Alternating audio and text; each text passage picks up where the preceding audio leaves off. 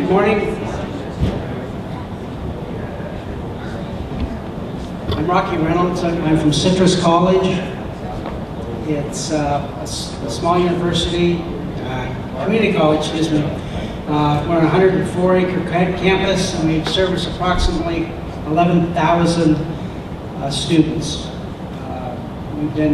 We founded in 1915. We're coming up on our 100-year anniversary.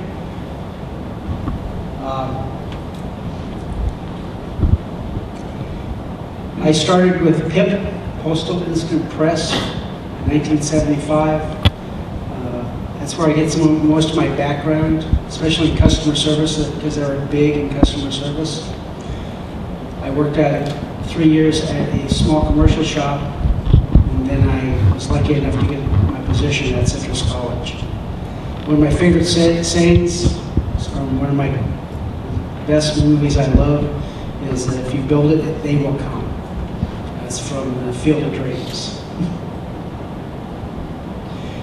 Started in 1980. Some of the great things that happened in 1980, other than myself, cell phones. Remember that? Huge thing. Movie Top Gun. Gotta love it. Michael Jackson, bad album. Yeah, got it. Rubik's Cube. We went out and shot those up really good in the desert. Bueller's Day Off. Of course, we can't forget Apple Computer, Macintosh, and the great Magic Johnson, Larry Bird. Okay. When I first started, I noticed that we had a great disconnect between our adjunct faculty, part-time, not so much on the faculty and the staff. Mail delivery was horrible, and our work request submittal was nil. Recently, we call them freeway flyers, is that you notice at Citrus College, and these are some of the colleges that all of our adjunct faculty came from. If you notice, they're all on freeway routes, and that's why we nicknamed them freeway flyers. When I first started, we started thinking, okay, how can I help them out to submit their work request? We started using faxing. I don't know how many used that. Copy quality was horrible. No request form except for a cover sheet. We were lucky if we got a number of copies. No paper directions of what color. No bindery if they want a collated staple. No budget code, so we have a 30-digit budget code we have to put out everything. And we had to manually input it into Printsmith at the time. Then we decided we'd go to email. Of course, we didn't have a request form again. And we basically had the same problems that we did with the faxing as far as number of copies, paper color, and no budget codes. And we still had to manually input it into Printsmith. And software was a huge problem, because you had to keep up to date on every revision of software. One thing we started, I convinced the community ed department to set up an adjunct faculty center in their department. We supplied a computer, and we started using them to send their information to us from their office. They had a desk, a fax, a mailbox, and we started pickup and delivery service. And yes, I used that three-wheel bike to deliver to the community ed for the adjunct. We later upgraded to a golf cart. Basically, we had to quit that because one of my students was trying to do that in it. Okay, during that time, I started looking into web-to-print submission programs. I looked at EDU Business Solutions, NowDocs, MyOrderDesk, Printsmith, and Printable Technologies. I chose at the time Printable Technologies because one, they were closer to Salima Beach, and I got to spend a week at the beach. They had the dashboard, they had a file manager where they sent us the files, had an order manager where we received them, pulled them off, had a shopping cart, shipping, billing, work requests that we needed that they could put in their paper quantity, collate staple, whatever they need to do, and a PDF maker. That was to come. Unfortunately, it never came as fast as I'd liked it to, plus the fact they wanted to add extra for that service, and I was guaranteed that it was supposed to be included. In 2005, we moved into our new building for us, 3,500 square foot. 2006, we acquired an iGym, which incorporated a program called iWay. It's called Web to Print. It never quite worked. Is anybody from Xerox? Sorry. But it never did quite work. Part of it was our IT fault. The other part was the company went out of business and it was in Israel. So we started talking back to Xerox, and I told them I wanted my $42,000 back, and they said, we'll do something for you. We started looking at web to print. Again, web CRD came in mind. We brought it up. I've heard it a few other times from some other vendors, and I figured it was a great way to go.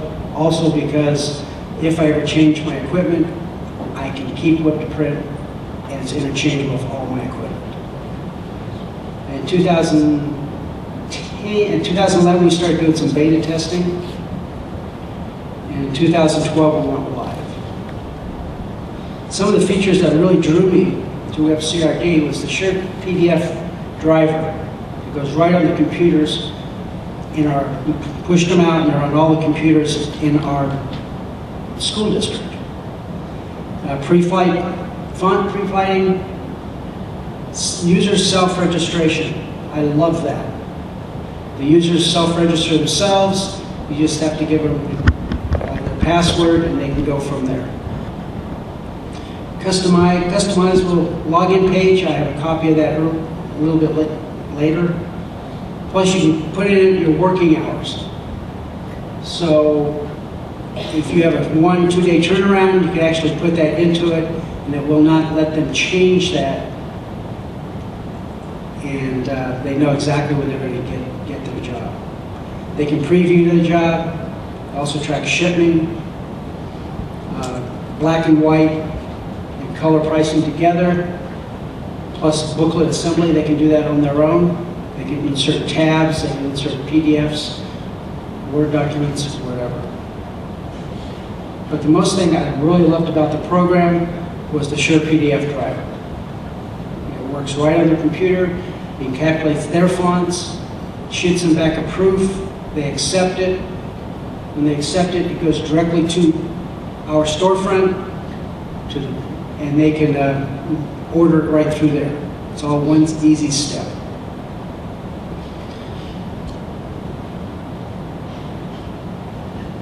Didn't come out very well. Up in this corner is our page that shows up, login page.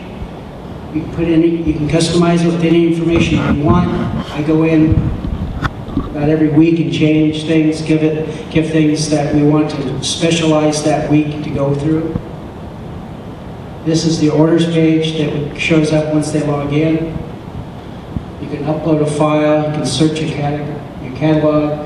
My files, another thing I really like, it keeps files up to a year. So a teacher can come back through in 6 months, reorder that same test, and it'll be saved for another year. That has really been a blessing to some of our teachers, and they love it. And then we have special orders. We don't have any really special orders right now. Unfortunately, my designer left, and we're in the process now of talking with someone to create our business card on demand and a few other templates through that. Up in the top corner, you'll see the pre-production. That's when it comes in. You can see what comes in that day. Production, these are the jobs that we've sent to our machines. It also shows you in red anything that's overdue. I know there's a lot of things, they'll probably tell you, that I chose not to have the orders go directly to my machines. Okay, I opted out for that because I knew that our people, because we have two 4127s, and they would always pick the first one. So the counts would have been really off, so I have the chance to even out the impressions on each of my machines. Plus, I found that people think colored paper is color printing, and if they want colored paper, they'd hit our color press to submit to it. So that's why I opt out for that. I go in as a supervisor. I can go in every morning and see what has been done. I know what my people have done. I can see what jobs have come in.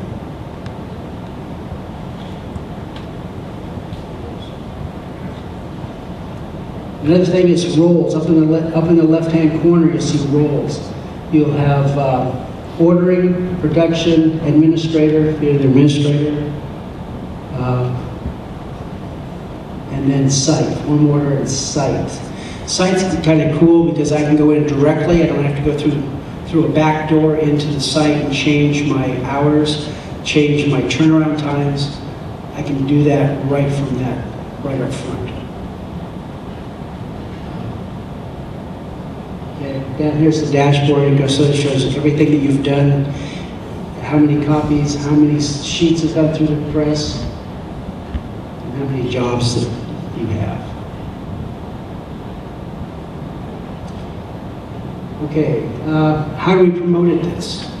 Okay, we started in July with all the initial programming of our site. About 3 months into it, we sent out postcards to everybody.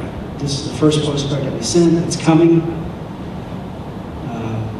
And about 3 months at the same time, I also, during the beta test, I had a series of 20 departments that are most used departments. We beta tested from them first before we went live. And we started sending out these little cards. It's almost here, and now, right now we promote it by, I do these little postcards. This was for spring break. We remind them they're free to be free, and they can send us us anything from anywhere they are during spring break. We also use our Sierra code that goes directly to our website, our ordering site. At the same time, we did a brochure on how to send. Okay.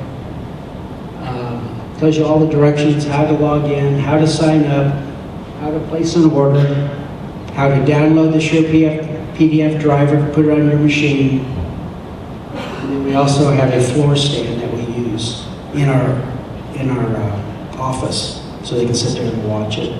We also do have a computer in our lobby where they can bring in their jobs on a flash that we give them as a promotional item, and they can go directly from our office and send it to us. They don't have to be in their office at all. Like I said, this is really, we set all this up for the adjunct faculty because, they're one of our most important people we wanted to get to. Because for such a long time, they were neglected, basically. So right now we get jobs at 2, 3 in the morning from people, from the instructors out there, and everybody seems to really enjoy it.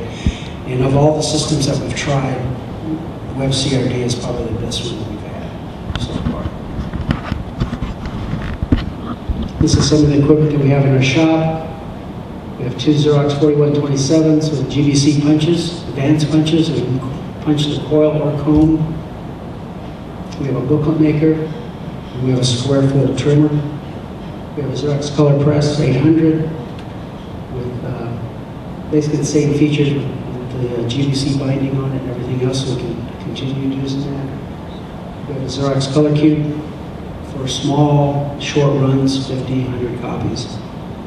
And then we'd have a large format that we started doing, and of course your standard cutter, 3-hole drill, all the other goodies.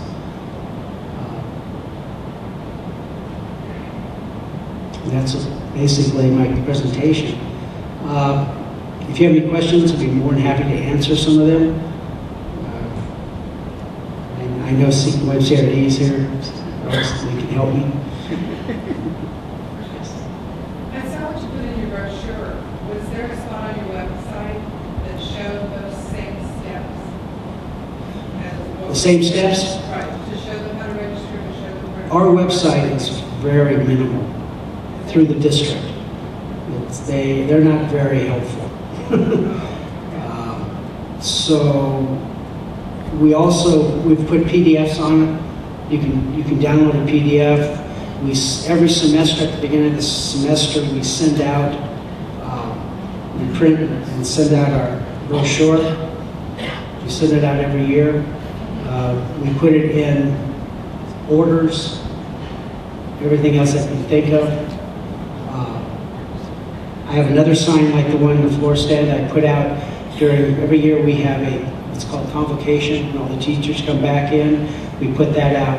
We try to have a stand there, a table so we can sit and explain things to them. I've tried to get a classroom so we can actually show them. For some reason, we haven't been able to do that. You know, the faculty administration really doesn't want us to take their time. But yeah, this is something we do constantly. You know, fall, winter, spring, and summer. We do that. We always send out information about it. We send out postcards. I'm trying to develop more postcards for summer, winter break. Really keep them involved. We also do send out an email blast twice a year to remind them of our services. Yes? Do you have some platforms that have issues with the PDF maker? No. Any native file that they have on their computer will generate the PDF. And we've done it with most of the Word documents, Publisher, Word doc, PowerPoints. It's done. We have one teacher that loves it. He does all his PowerPoints that way now. And InDesign and Court Files, our design department uses it also. So far, we haven't had any problems with the PDFs whatsoever. Only with Publisher. Only because it doesn't. Some of the screens and some of the shrinks and spreads we have problems with. But you're going to have that problem with Publisher. Sorry. Do you get orders that are incomplete? In other words, I mean, faculty aren't going to know much about papers necessarily. We have set up a standard. If they just want a white paper, we'll default to that. And probably 70% of our work is just white. So I felt that was a good point. We have a drop down of every paper that we handle.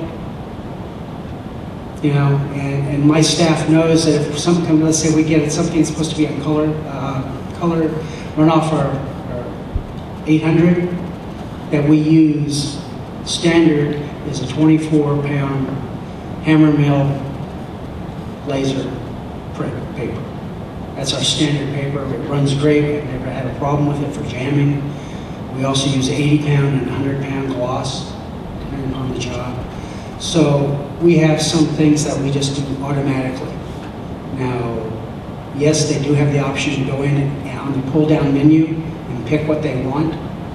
You know, there is a section. Can I get on the internet here? Oh, real quick to add to that, based upon their login and their profile, it'll default to the stock that's indicative of them. So no matter if you have 1,000 users or not, based upon your login, it'll go to that 20-pound paper, or it'll go 24. And as Rocky was saying, you can manipulate it based upon drop-down menus. But what makes it very simple with WebCRD is that profile information going in, that it takes the guesswork out of populating the print driver, that you're in and out sometimes in 30 seconds or less. And that's another thing I really like, I really skipped over, was that each customer, we can get a profile, or we can put them in a group, especially now since they've combined a lot of departments under one dean and one secretary. So what we're doing is putting everybody in those departments under these deans and under that person, and they can order for anybody. If you give permission to that person, they can order for anyone in their group. What if there's multiple papers in the job? We can handle that. They can combine it. They can add it in. They can put tabs. They can do it whatever they want. And when it comes to us, it has a little picture that we can go in and we can make adjustments to it in the preview. They can also preview it on their side. So we can go in and preview and make sure they have it correct. But all that's done by them also. What if they don't know what paper they want? We make that decision for them, very frankly. That's why They can make a job and not specify the paper, that's okay? Yeah, like Tim, like he said, that you go in and you can build it for them. And we go back in and change those priorities or defaults for them. If we see that they do white 90% of the time, we just go in and make it automatically a default to white paper. But we're still playing with it and trying to do it for individuals, and we're trying to make it easy for them as much as possible. Did I answer that question okay? Or? But you can put in a category that just says white paper or Sure. yellow paper or something like that? Yes, you can. You don't have to call out bright yellow or yellow 24 pound, yellow 20 pound, yellow 3-hole drill. No, you don't have to do that. You can just put in yellow. Do you use the special instructions or the notes functions, or do they use those functions? Yes, special instructions. Unfortunately, we found it that we're still training a lot of these instructors because they're not, especially the ones on campus that have been there quite a long time. The newer instructors have no problem with this. The older ones, we're trying. Oh, I should say older. Okay. But we're teaching them as we go. And a lot of times they'll put down in special instructions they want a 3-hole drill or stapled. But if you move over, and as they learn how to do the request, there is a pull down they can go to, and it actually shows you where the staples, where you want them. You can check it, highlight it. If you want 3-hole paper, you hit that, and it actually gives you pictures for them. So I think it's a great system, personally, because I've looked at a lot of them. Is there a history? If I'm a customer and I order something, I order it every 3 months or whatever, is there a history that they can view and say, I want this job? Yes, yeah, it does show up on orders. I believe it's orders, Yeah. correct? In theirs.